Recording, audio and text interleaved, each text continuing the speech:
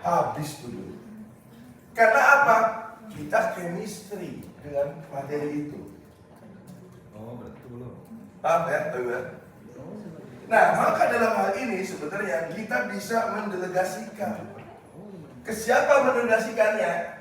Ya ke mapel yang sama. Makanya di sekolah suka ada yang namanya MGMP sekolah yang isinya matematik dengan guru matematik. Nah, akan lebih tepat mereka bareng. Tetap kita bisa hadir di sana kan gitu ya. Tapi apa? Keilmuannya mereka lebih tahu. Apalagi sekarang zamannya udah teknologi. Udah nggak zaman Pak, Bapak yang datang melihat bawa instrumen. Saya tanya misalnya, Pak Ridwan bawa instrumen 3 lembar. Akankah konsen lihat instrumen dan lihat dia ngajar? Fokus ke instrumen yang kedua udah belum ya lewat. Itu kan terjadi. Belum lagi apa? Ketidaknormalan atau ketidakaslian pada saat proses. Gurunya emang gimana coba? Tahu-tahu misalnya Pak Bumi mau supervisi, gitu kan? Datang pengawas, saya mau ikut lah. Kata gurunya, Allahu Akbar. Udah gitu, ada orang BGTK kayak saya. Boleh saya nimbrung Pak Bumi? Tambah gurunya, kakinya begini. Ya Allah, apa bener nggak? Udah gitu Pak Buminya datang ke yang gurunya mau supervisi. Sambil santainya Pak Bumi, jangan malu-maluin. Apa nggak tambah? Sederhana kan? Udah gitu akhirnya apa? Karena di bawah tekanan nggak keluar secara optimal untuk dia menjelaskan tentang proses pembelajaran. Akhirnya apa? Ya anak-anak sambil gini kan, silakan pimpin doa. Kayak tadi saya pimpin doa ketua kelasnya. Habis pimpin doa, ayo anak-anak, misalnya kita ngaji bareng dulu. Ada 20 menit sampai Alpori apa? Udah binas. Saking dia bingung, saya mau ngajak apa ya di otaknya gitu kan. Selesai itu di absen. Bayangin. Ya, kan udah doa gitu yang absen. Pura-pura megang ini. Bumi ada kan di luar logis. Apa di luar logis? Ketahuan dia udah ngeliat Pak Bumi, masih ditanya, Bumi ada. Gitu kan? Kan dia udah lihat, kenapa gak langsung? Siapa yang tidak hari ini? Sederhana, kan dia lihat. Ini kadang ngeliat langsung. Ajeng ada, sambil ingat punya Ajeng, kan aneh. Gitu. Itu yang terjadi. Selesai itu, coba, biar lama apa? Ya Nana, setelah absen, kita nyanyikan lagu Indonesia Raya. Apa langsung belajar? Bunyi bel. Baru mau mulai. Yuk kita buka halaman sekian, teng, alhamdulillah. Kan akhirnya itu yang terjadi. Coba bayangkan Bapak Ibu sekarang udah berikan keleluasaan mereka untuk melakukan supervisi. Gimana maksudnya? Orang udah ada HP, tinggal beliin tripod, tinggal beliin mic. Oke? Kamu mau disupervisi kapan? Bebas, silakan. Pakai video kan? Yang penting RPP dengan videonya ada gitu. Jalankan udah. Habis itu apa? Dilihat. Siapa yang melihat? Kepala sekolah melihat. Tapi yang terutama melihat siapa? Rekan semapaunya. Kalau misalnya bahasa Inggris ada 3 orang. Yang satu kasih instrumennya kepala sekolah. Nih lihatin. Dia gimana? Bisa nggak? Bisa. Yang satu lagi ngapain? Pegang RPP sesuai nggak? Yang ketiga ngapain? Attitude, perilaku. aku liatin semua pergerakan. Ibu kan nggak nyadar kalau misalnya ngajar. Assalamualaikum anak-anak, udah lagi kerudung. Hari ini kita akan kadang nggak nyadar kan? Tapi kalau di video yang akan terlihat ya Allah gitu terus. Atau saya yang gendut, saya kadang nggak nyadar, tarik lagi. Kan kalau pas nanya Pak nggak akan sadar Bapak Ibu, tapi pada saat lihat di situ akan sadar ya Allah. Bisa jadi nanti anak-anak nggak ngikutin pelajaran kita, tapi dia lihat anak-anak satu, dua, apa yang kamu dapat? 20, Pak. Itu nggak sadar itu. Coba bayangin kalau 3 itu dengan video, apa nggak enak? Kalau ada Pak pengawas datang akan lebih enak.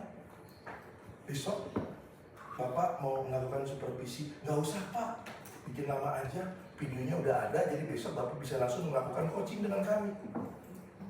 Coba kalau datang cuma supervisi, kapan coachingnya? Cuma ngeliat doang.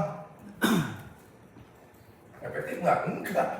Langsung ini Pak, video guru kami kalau bisa Bapak datang, karena Bapak datang di sebulan sekali. Langsung aja coaching. Apa yang ini? Itu. Apa yang lebih efektif? Itu di supervisi Bapak Ibu. Tapi tadi jangan mentang-mentang kayak gitu yang namanya kita ke sekolah lepas tangan. Enggak, kan gitu kan? Kita punya videonya. Kita minta laporan ke yang tadi, ke rekan guru tadi. Yang ini gimana? Dia gimana? Dia gimana? Kan gitu. Itu kontrolnya. Kalau Bapak nggak percaya kan ada videonya. Oke, coba Bapak lihat videonya. Gitu. Itu akan lebih efektif, akan lebih bekerja juga. Jadi apa? Semuanya itu akan merasa disupervisi karena siapa yang mensupervisi kita juga, teman-temannya juga. Waktu supervisi kapan? Silahkan diatur sebulan ini untuk apa? Mau hari apa? Mau materi apa? Mau apa? Silahkan gitu. Apa enggak enak gitu? Ini Bapak Ibu maksud saya. Karena inti kita ini meningkatkan kualitas guru. Dari situ, kenapa? Kalau dengan Bapak tadi, Bapak bahasa Inggris suruh mati-mati, tidak akan terjadi optimal untuk ini. Tapi kalau matematik benar matematik, dia akan optimal.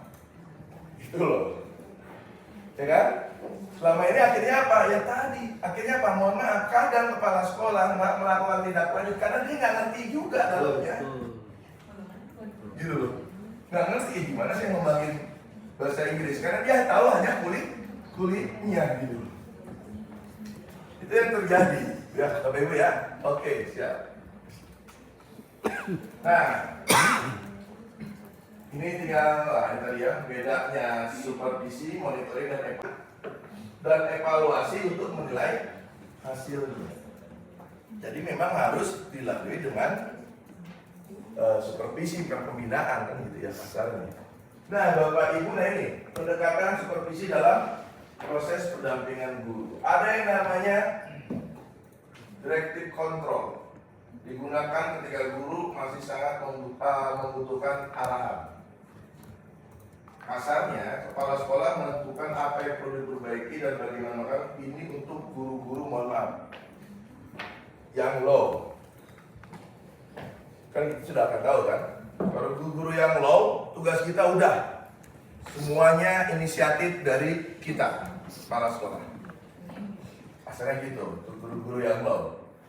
Sekalian pemilihan gitu, kamu harus gini ya, ini, ini. Kamu coba, nanti pas ketemu lagi dengan Bapak Supervisi, apa perubahannya, itu kasarnya gitu. Itu dengan yang low. Ya. Yang kedua, directive information itu kepala sekolah tetap memimpin proses, namun memberikan contoh praktik baik. Atau alternatif, jadi si gurunya sudah mulai bisa belajar mandiri. Kalau yang tadi emang benar di drill, emang kita didemonstrasi benar, ini gini. Kalau yang ini udah kasih contoh, ini kayak gini aja, ini coba. Itu jadi level gurunya sudah mulai naik. Yang ketiga, kolaboratif. Guru dan kepala sekolah bersama-sama menganalisis pembelajaran, diskusi. Nah ini tadi. Sebenarnya tadi ini ada di fungsi mana ini terjadi? Itu satu, ada di fungsi saat pasca observasi. Di sana kita bisa melihat ini guru ini levelnya apa, Sehingga nanti tindak lanjutnya itu ini. Gitu. Ya kan? Tindak lanjutnya ini. Kalau sudah ini agak lumayan, sudah bagus nih. Ya udah kita bisa bareng-bareng. Oke, sudah bagus. Bapak mungkin sudah bisa melepas sedikit kan gitu ya. Tapi dengan ini seperti ini, tapi Bapak melihat lagi. Nah, itu disebut kolaborasi. Jadi dikasih kewenangan yang lebih. Kalau atas kan masih, oke, Bapak contohin kayak gini ya, masih harus nurut dengan apa kata saya. Tapi kalau collaboration udah 50-50. Kamu mau apa punya inovasi, saya mau apa yuk kita combine gitu. Gitu. Nah yang terakhir non direktif atau coaching. Kalau ini kepala sekolah udah hanya coaching saja, udah bagus tuh. Menurut kamu mana yang kayak kurang? Ini Pak, ini kan sudah mulai tuh diarahkan kerja. Ini yang level gurunya yang sudah kita bisa bilang yang mandiri loh. Gitu. Ya, siap. Jadi pendekatan ini yang perlu Bapak Ibu. Ini sebagai tindak lanjut karena nantinya di sini Bapak Ibu tahapan supervisi. Ada pra observasi, menetapkan tujuan, fokus, metode. Jadi sebenarnya nggak ada kalau supervisi itu main supervisi. Bisa supervisi ya, Bapak masuk, nggak ketemu dulu. Kan kebanyakan mohon maaf gitu kan, rata-rata. Kapan jadwal supervisi, gitu kan gitu ya. Bulan depan Pak, oke tanggal berapa ini? Nggak ada lagi jarang pra. Oke, Bapak masuk enggak. Padahal harus ada pra tadi. Minimal untuk apa? Kesiapan. Kan ada di contoh kemarin kan? Ibu, kita ada jadwal untuk supervisi tanggal sekian kan gitu ya. Untuk itu boleh tahu ibu nanti apa ininya kan gitu kan? Seperti apa nanti kedepannya bagaimana kan gitu ya? Itu untuk menselaraskan RPP dengan apa yang diajarkan untuk memastikan kasihnya itulah di metodenya gimana. Nah ini terakhir kan kesepakatan dengan guru. Oke, Bu, kayaknya saya nggak bisa di tanggal segitu. Saya bisa kan gitu kan? Enggak silakan. Kayak gitu kesepakatan. Lalu masuk observasi kelas. Ini tadi saya bilang ada dua model, mau pakai video atau Bapak Ibu terjun langsung. Silakan. Nah yang penting ini pasca observasi, dialog reflektif dengan guru untuk membahas temuan, memberikan umpan balik dan merumuskan perbaikan. Itu kan sederhana ya. Tadi pas saat ngajar, kira-kira menurut ibu yang paling berhasil yang ibu lakukan itu apa? Sebenarnya gitu kan? Dia akan bercerita. Setelah itu baru kita tanya. Nah, yang paling nggak sesuai di hati ibu tadi ngajar apa? Bagaimana? Kan enak kan? Dia akan bercerita. Tuh. Temuan kan? Kita sebenarnya bisa lihat. Kalau gurunya levelnya yang low, kita langsung. Ibu itu harusnya tadi itu begitu-begitu. Tapi kalau guru yang levelnya sudah mandiri, beda nanyanya. Menurut ibu itu kenapa bisa terjadi itu di kelas? Nah, gitu kan? Mulai tadi kita memberikan pertanyaan untuk mereka jawab sendiri. Kan gitu kan? Apa nah? Kita gali itu yang disebut dengan coaching. Kan itu. Kalau sudah dapat, nih Bu, kalau tadi yang low, Ibu harus gini, maka perbaikannya nanti gini-gini, akan saya siapkan gini-gini. Tapi kalau yang sudah low, dominan dari kolaborasi dan sampai tinggi ya mandiri, oke, Ibu mau melakukan apa? Untuk ini. Karena ini berhubungan dengan apa? Berhubungan dengan kompetensi guru. Sudah baca ya Bapak Ibu 2626. Kompetensi guru yang 4. Kepribadian ada levelnya. Level 1, 2, 3, 4, 5. Dan itu berhubungan dengan golongan. Golongan 3A yang muda itu level 2. Level 1 itu adalah persiapan yang belum masuk tapi sudah PPG. Jadi dia sudah tahu ilmunya. Masuk ke level 2. Level 2 itu apa? Itu guru yang baru masuk. Levelnya 3A. Apa levelnya? Dia bisa mengaplikasikan teori. masuk ke level 2. Level 2 apa? Level 2 itu guru muda. Tadi guru pertama, ini guru muda. Dia sudah bisa melakukan analisis. Ini kayaknya nggak tepat nih ini. Ini kayaknya ini gitu. Kalau yang pertama hanya implementasi. Tapi guru muda seharusnya ini nggak tepat nih, ini nggak ini. Makanya keluarlah PTK. Coba 1, coba 2, coba 3 kan gitu kan. Nah, level 3 itu apa? Itu yang untuk golongan madya. Apa dia? Sudah bisa mengevaluasi. Selain mengevaluasi, dia sudah bisa mengajak temannya untuk kolegial. Tuh. Golongan apa? 4A atau B kan itu ya. Naik ke level 5 yang paling tinggi, dia sudah bisa, harusnya sudah bisa membimbing. Jadi kalau ada guru tua yang level tinggi bukan meslah muda wae, yang muda aja. Salah, karena dia level yang paling tinggi harusnya membimbing. Nih, harus pada dipahami.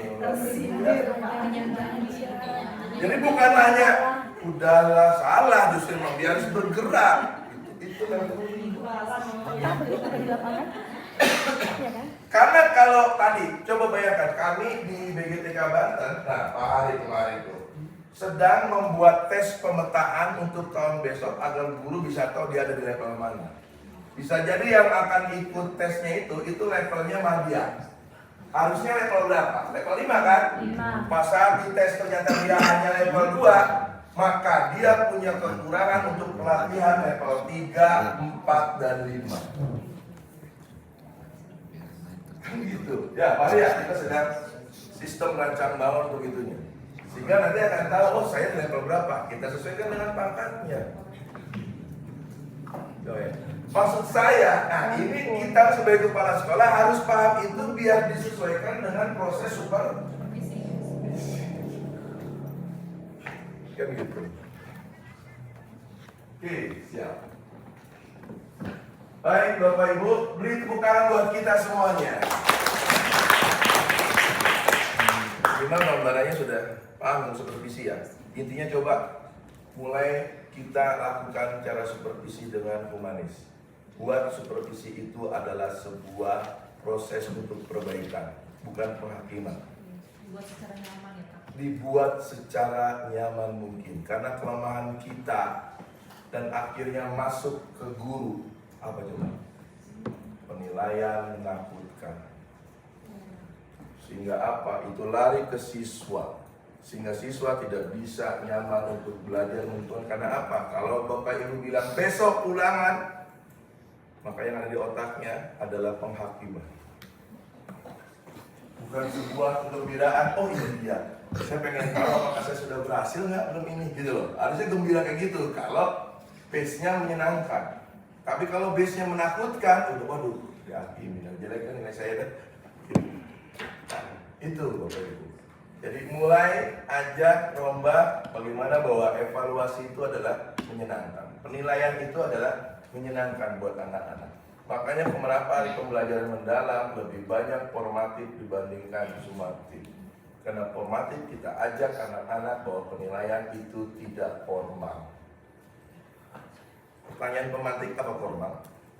LKS apa formal kita latih supaya apa? Ada nilai di sini bahwa yang namanya penilaian atau asesmen tidak menakutkan. Bahkan ketika saya ikut pelatihan itu menyelenggarakan penilaian Pak ya, evaluasi itu kan memang ada segitiganya ya, kayak piramid itu. Ya. Di porsi terbesar adalah learning, kemudian learning, dan yang terakhir learning. Nah, ketika di fase penilaian formatif itu kita bahkan mengatakan sumatif ya, kita mengatakannya gini, conducting summative test formatively. Jadi walaupun kita menyelenggarakan summative test, kita kemas secara formatif, kita berikan feedback, kita respon positif gitu. Oke. Nah, pada akhirnya meminimalisasi tes sumatif. Iya. ya itu dia larinya ke sana. Makanya itu ya yang saya ingatkan. Oke, baik Bapak Ibu, alhamdulillah untuk modul 5 ya, Pak ya. Modul 5. Kita sendiri yang tahu situasinya. Di mana bukan berarti tangan besi jangan, enggak, tetap ada waktunya untuk kita tangan besi. Tapi ada waktunya juga kita harus humanis dan ada waktunya kita harus friendly buat mereka gitu ya. Atau saya sama kamu sama gitu. Nah inilah yang harus pinter-pinternya kita sebagai kepala sekolah. Tapi yang tadi ya jangan tangan besi terus, jangan humanis terus gitu. Kita mainkan irama kepemimpinan gitu. Kita mainkan di sana sehingga tadi yang rekan-rekan kita pun juga akan mengikutinya dengan asik, oh iya. Dan dia akan juga sadar kenapa sih pimpinan saya sekarang lagi tangan besi. Berarti ada masalah dengan saya kan gitu. Nah itu yang harus kita mainkan di situ. Nah public speaking salah satunya situ. Kenapa? Kalau dengan public speaking yang bagus dan mereka paham, nggak perlu harus marah-marah. Cukup gini aja. Udah paham kan gitu ya?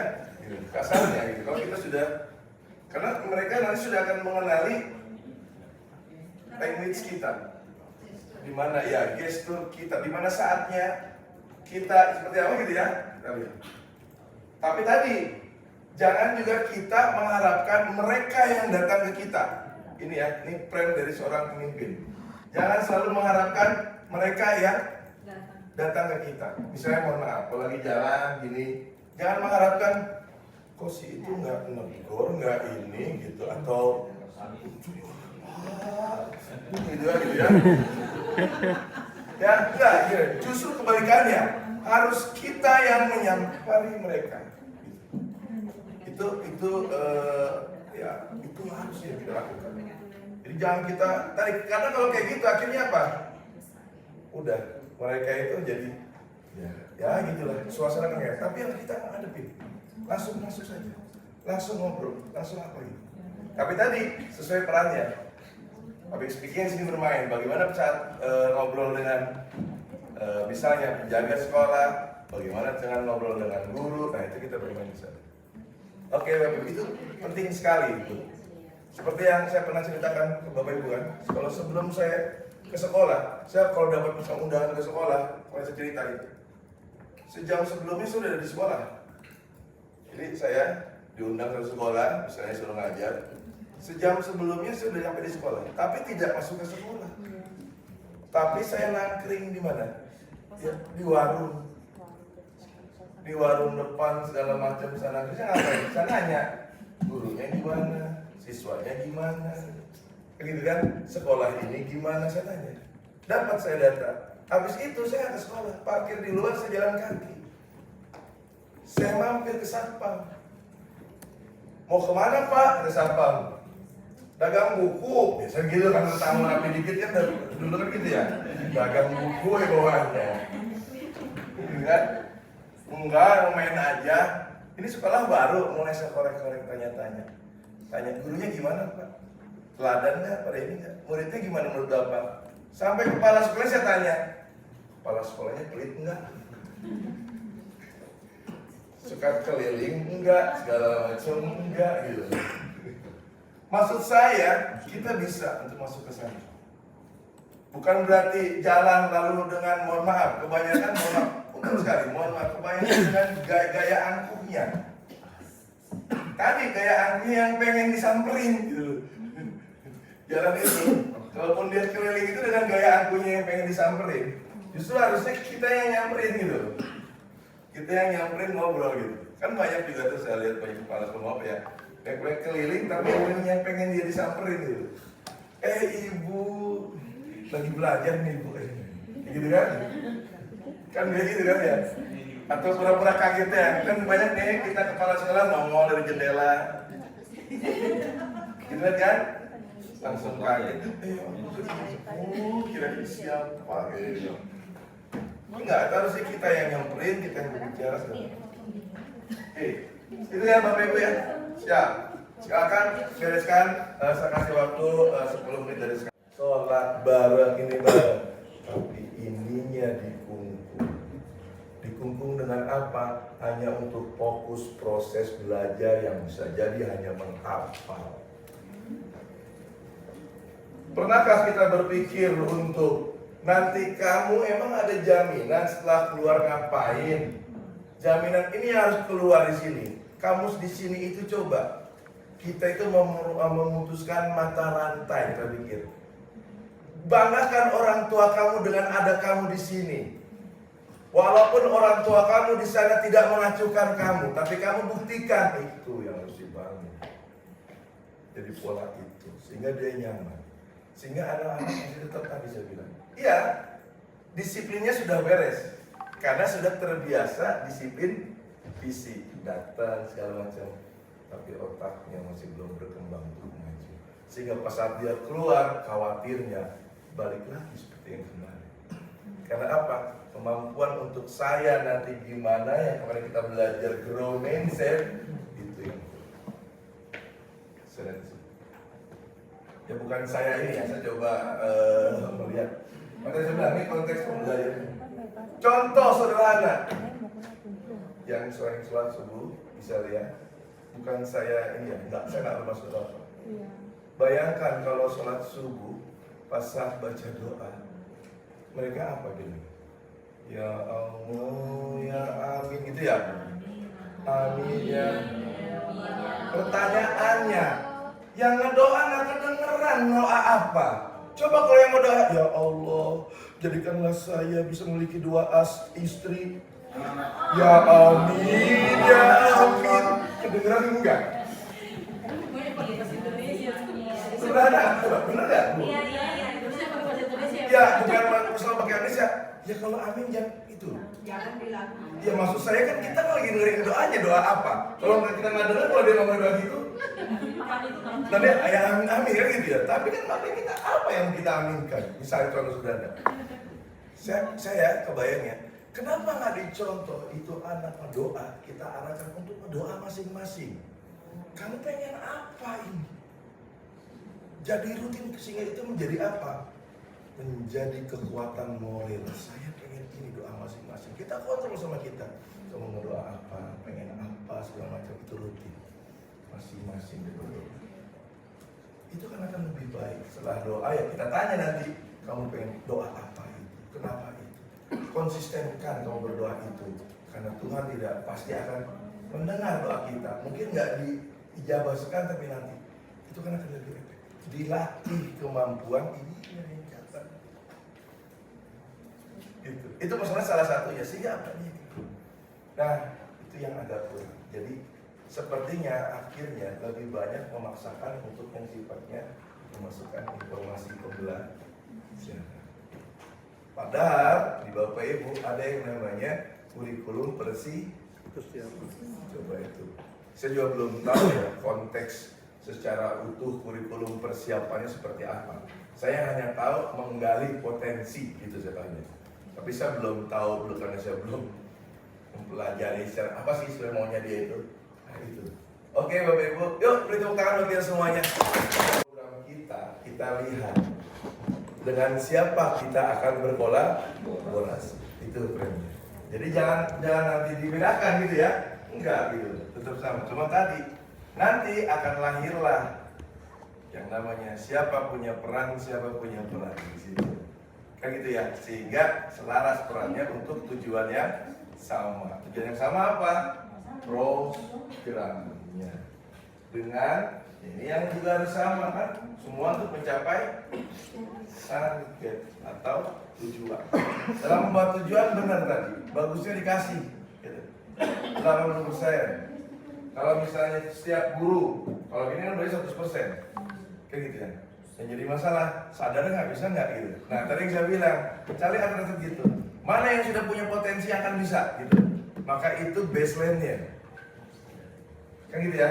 Setelah itu tambahkan estimasi minimal 10 atau 20%. Misalnya yang ketahuan bisa 30, tambahkan 10 guru atau 15 guru gitu. Masukin. Kan gitu ya. Jadi berapa jumlahnya? Itu target realistis. Nanti tahun depan naik lagi. Kenapa? Kalau ada 100% dan kita yakin hanya 30% yang bisa, sudah pasti hasilnya jelek. Gitu kan? Lebih baik itu step by step. Tapi yang lebih penting lagi, nah ini yang menarik ya Pak ya. Apakah masalah 2 hari segala macam ini? Kadang kalau kita ngomong program yang kita pikirkan hanya output. Hanya output. Apa hanya output? Pokoknya program beres, administrasi beres, terlihat ini sudah. Tanpa melihat outcome dan impact. Jadi harusnya lihat outcome. Setelah 6 bulan kegiatan ini dilakukan 2 hari, oke. Tapi setelah 6 bulan cross check apakah masih nempel atau tidak. Kalau tidak, ternyata program ini gagal pada dasarnya. Secara apa? Outcome. Secara output mungkin berhasil. Kenapa? Uang habis, administrasi beres. Gitu kan? Tapi secara outcome nggak berhasil. Itu yang harus dipikirkan. Caranya gimana ya? Tadi lah kita kemarin sudah belajar tentang monitoring dan evaluasi. Di situ nanti kita terus. Oke, paham ya sampai sini Bapak Ibu ya? Siap. Nanti ya tinggal ini penting. Yang lebih penting lagi yang kemarin yang Ibu sudah foto ke saya tentang bikin SOP. Apa langkahnya? Ini nih misalnya. Proses pembelajaran kurang berkualitas, targetnya yang tadi 80% guru punya RPP. Oke, aktivitasnya penyusunan RPP yang berkualitas. Programnya ini, saya tanya SOP-nya, pertama ngapain? Kedua ngapain? Yang pertama ngapain, siapa yang bertanggung jawab? Kepala sekolah apa tanggung jawabnya atau tupoksinya? Guru apa tupoksinya? Wakasek apa tupoksinya untuk yang pertama? Misalnya yang pertama sosialisasi karena nggak tahu apa itu RPP gitu kan ya. Di sosialisasi jangan salah, jangan hanya sosialisasi. Dan saya siapa yang bikin surat, siapa yang bikin undangan, siapa yang menyebarkan, siapa yang nyari narasumber. Itu SOP. Nanti ada kan siapa aja yang bertanggung jawab. Lalu berikutnya apa? Buktinya apa? Gitu ya. Oh, buktinya ada surat, ada ini, kayak gitu ya. Nah, itu. Jadi enak. Tuh setiap program harus gitu. Sehingga ya tadi jelas. Oke ya, Bapak Ibu ya. Oke, siap. Ini ketik di situ. Karena kebetulan siap, Pak. Secara kami kan SRD, Oke. latar belakang mereka itu satu sarjana pertanian, kemudian kuliah UP, PGSD, yang satunya lagi juga PGSD UP, satunya lagi ya PGSD. Oke. Kalau kita pengen mengadakan semacam pidato di dunia kompetensi, itu mohon tips caranya bagaimana ya Pak? Oke. Kegiatannya Mas Curahkan kegiatannya. Siap. Sekarang ada 3 orang. Satu, kita tadi premnya kita sudah belajar yang kemarin. Ada program yang sifatnya pendanaan, ada kan ya? Dan ada program yang sifatnya tidak pendanaan. Kalau misalnya pendanaan masih agak susah karena 3. Sebenarnya gini, sebenarnya bisa aja pas 3 itu ini kan coba, namanya kita mencoba. Bisa nggak usulkan ke sana untuk semacam free fund dengan pembiayaan seperti kursus individu. Paham maksud saya? Saya bayar 5 juta buat ini kursus itu buat orang ini dengan struktur yang jelas. Perasaan saya dulu di Kemdikbud bisa itu. Tapi tergantung ininya ya. Itu bisa seperti itu. Nanti tinggal minta, misalnya di tempat Bapak Ibu ada nggak universitas ya? Nah itu yang bisa jadi nanti kerjasama. Itu yang pakai duit. Atau kalau yang nggak mau pakai duit, buatlah guru tamu modelnya kayak SMK. Kalau nggak salah itu juga bisa untuk pendanaan guru tamu. Guru tamu itu sekalian jadi ke anak-anak, Ya hampir spare banyaknya tadi buat ke gurunya diajar. Itu yang pakai duit ya. Kalau yang nggak pakai duit, tripsnya ya pakai tupoksi. Apa? Menjalankan tupoksi. Ini peran ibu. Ibu harus lihat, cari buku apa yang bagus. Buku apa yang bagus, suruh dia baca, pahami, nanti sampaikan ke ibu untuk apa isinya, sederhana. Paham? Menurut saya? Yes. Tapi harus kita, jangan kita nyuruh, tolong dong cari buku yang bagus kamu baca biar kamu belajar ini, gak bakal nemu. Tapi dengan sopannya, dengan gaya kolaboratif, dengan gaya pimpinan, saya panggil, Pak Ipul, bisa ke ruangan saya, gitu kan? Oh iya Pak, ada apa?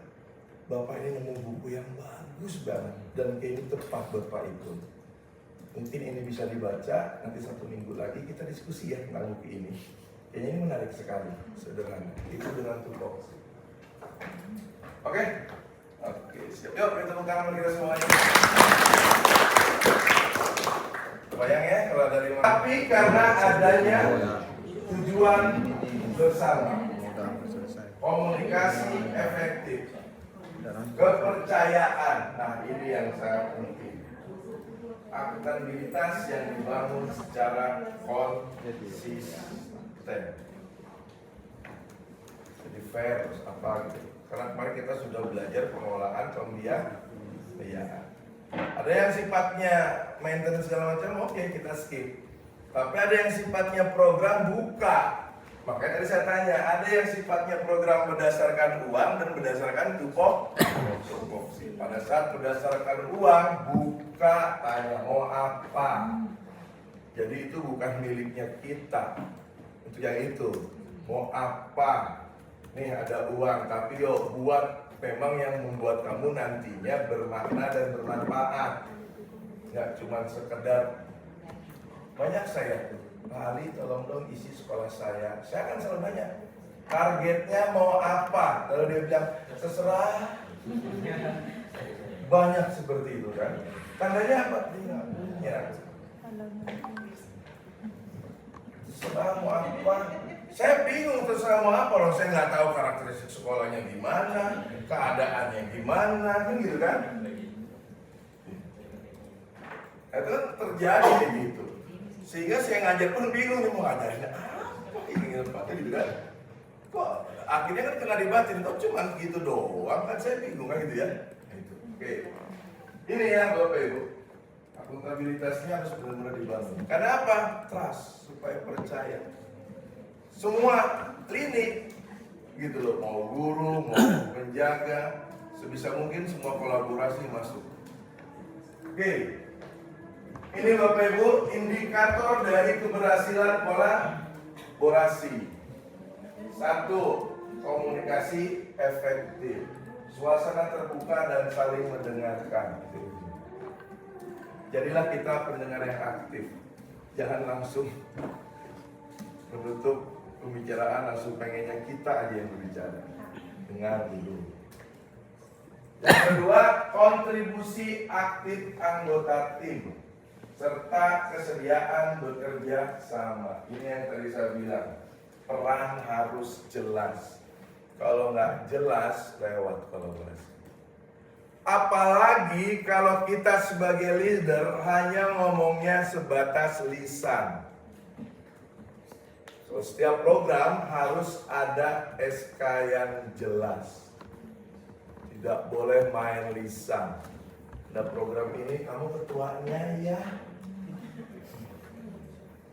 Kayak gitu kan ya?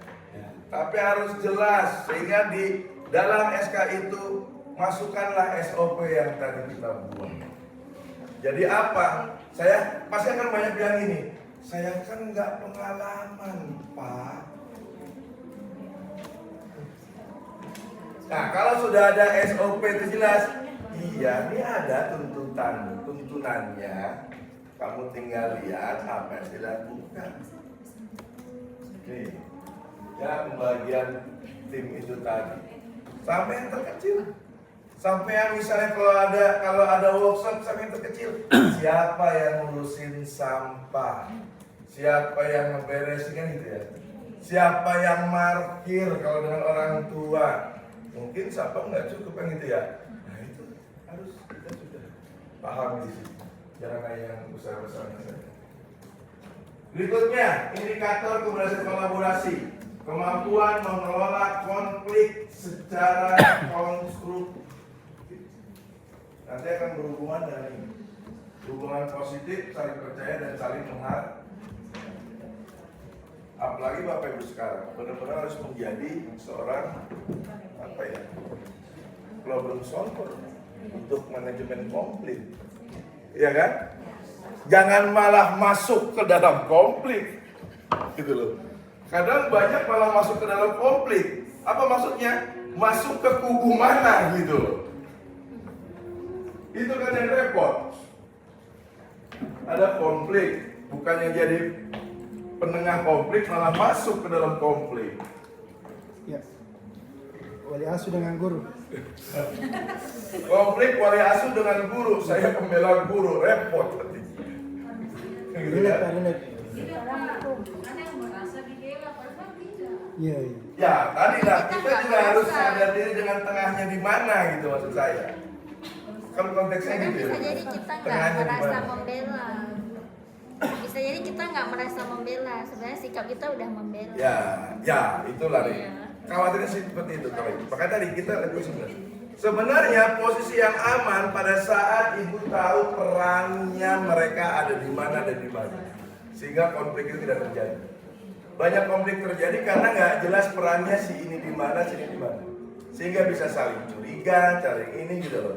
Nah, itu yang terjadi. Mantap. Tapi kalau sudah jelas perannya, kita akan menangani berdasarkan itu gitu loh. Ini kenapa terjadi ini? Emang apa?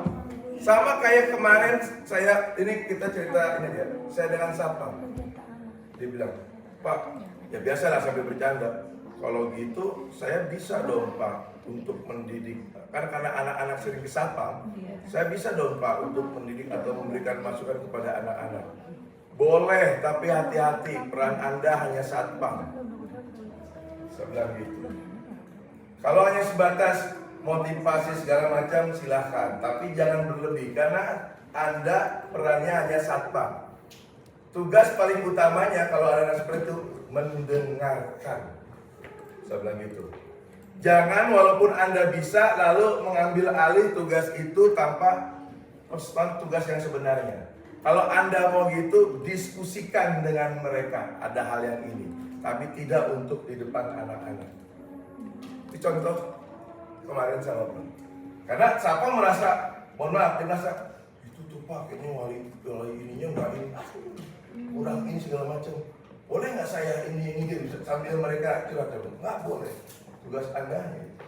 Kalau Anda mau, saya bilang, Anda punya ide atau punya apa, diskusikan, karena itu bukan peran Anda. Nah, maksud saya, kita lah di situ hanya menjadi penengah. Panggil siapa, panggil ini, kenapa sering nangkring di sini? Oh ya bagus gini. Terus ada ini apa kan gitu kan? Mungkin siapa punya masukan buat yang ini gitu, itu baru dia masuk. Itu yang disebut. Karena kalau enggak, yang kayak tadi apa nggak jadi manajemen konflik? Guru wali akan merasa terhina mungkin kok malah dekat dengan ini gitu. Yang sapam juga akan bilang, gaji gede gitu, nggak bisa ngajar gitu, paham nggak? Konflik akan terjadi. Dan saya lihat sendiri itu kan di sini, dasar ngobrol. Sehingga tadi saya arahkan gitu, Anda jangan, itu bukan tugas Anda. Kalau Anda mau, tugas Anda kalau ada itu ya sudah, dengarkan anak siapa. Oke, siap. Pak, bisa tanya ya? Oke. Di tempat saya itu kan ada tendik Pak. Oke, tendik. Kemudian ada juga guru. Oke. Dan bisa jadi perenggangan antara guru dan tendik itu Pak, salah satunya dipengaruhi yang kemungkinan juga akan menurunkan performa Pak. Oke. Untuk asrama itu saya beri koordinator asrama kita 1, koordinator asrama putri 1, biar kehidupan asrama itu lebih baik lah Pak. Termasuk inspeksi oleh satpam ke asrama itu saya sudah berikan ruang. Nah, bagaimana Pak apabila konflik itu terjadi karena kurang keadilan pemenuhan hak? Oke, siap. Itu kan sebenarnya masuknya di yang tadi pertama. Ada transparansi yang di anggaran tadi. Kayak gitu. Realnya yang tadi kita bilang, minimal kita sebagai penengah, kita juga bilang mereka, kita tidak tinggal diam. Benar gitu ya? Kita tetap mengusahakan. Nah, kalau bisa tadi, real yang kayak gitu tuh kita kasih tahu. Ini loh, saya sudah ini. Kasarnya gitu ya. Jangan hanya bilang, saya udah mengusahakan. Sabar aja. Kalau bisa, mereka pengen tahu emang usaha Bapak apa. Gitu kan? Maka itulah tadi mungkin ada ini yang HP yang tembusan ke sana atau ada surat apa yang ini. Itu bagian pertama mengademkan. Gitu ya. Iya, makanya saya bilang, tapi kan bukan masalah itunya, tapi mereka kan akan melihatnya ya, maksud saya. Ini loh, sudah ada ini gitu ya. Itu minimal sebagai leader itu udah ngademin. Itu ya. Tidak hanya sekretaris, ini nasional, semuanya sama. Jadi harus sabar.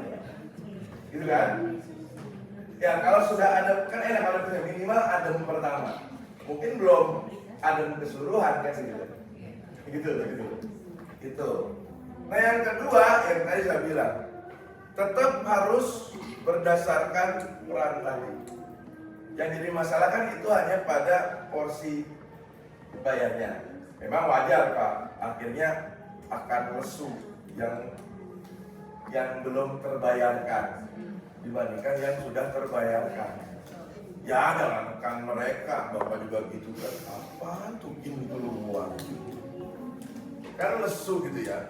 Tapi tetap ada porsi yang sama yang tadi lah, pendekatan efektif komunikasi kita yang ini Pak, akhirnya lagi yang harus bisa kita bangun. Jadi jangan malah kita lepas kena. Sama juga tadi kita kendalikan mereka yang sudah dapat bayaran juga gitu. Kalau tadi kata Bapak seperti banyak direbut oleh kerjaannya mungkin ya, banyak ini ya, mungkin nanti diatur lagi pola pola peran gitu loh Pak, pola perannya itu diatur, disosialisasikan. Khawatirnya ada potensi karena saya belum mendapatkan data saya untuk kamu kan seolah-olah ada. Makanya saya bilang kalau begitu langsung Bapak kasih itu tadi perubahan peran tadi gitu. Karena kalau itu nggak dikasih tahu seolah-olah ya tadi, perlu jangan-jangan saya digusur gitu. Kan gitu ya. Ini yang harus langsung dilihat. Malah nanti Bapak bisa bilang, kenapa ini diambil? Karena Bapak itu nggak enak, kamu belum dapat bayaran banyak, kerjanya sudah banyak. Itu kan bagian dari alasan saya. Sehingga apa? Coba sebagian kewenangan kamu saya kasih yang sudah dapat. Tapi jangan ngomong di forum yang ada ininya gitu loh. Kan gitu. Nah, itu kan jadi adem lagi. Oke ya? Oke, sip. Baik Bapak Ibu tuh.